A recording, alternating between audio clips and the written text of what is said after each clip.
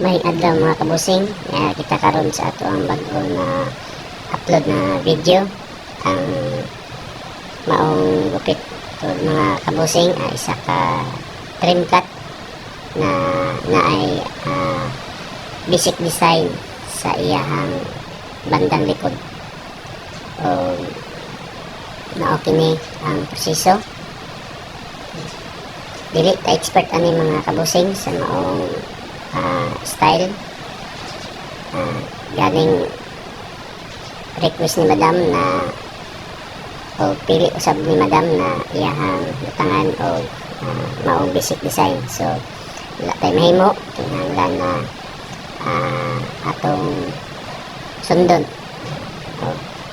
Dire naga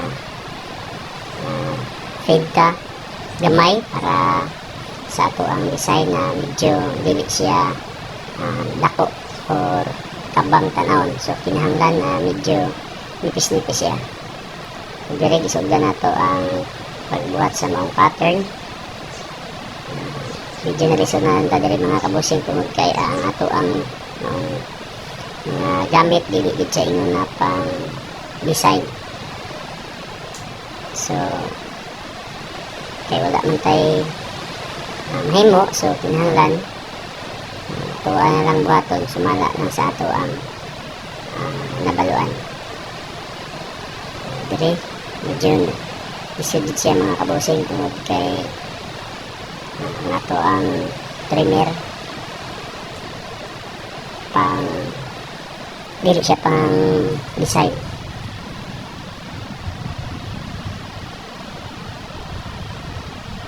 Dire na portion.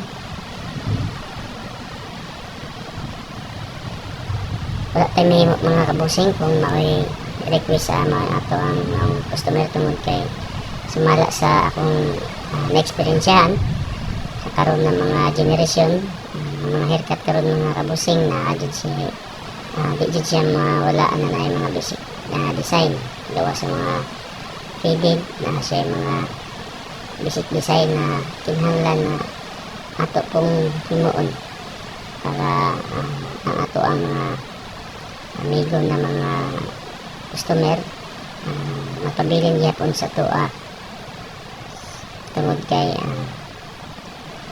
ang ilahang request ato mang himuon. So muna kinahanglan nato na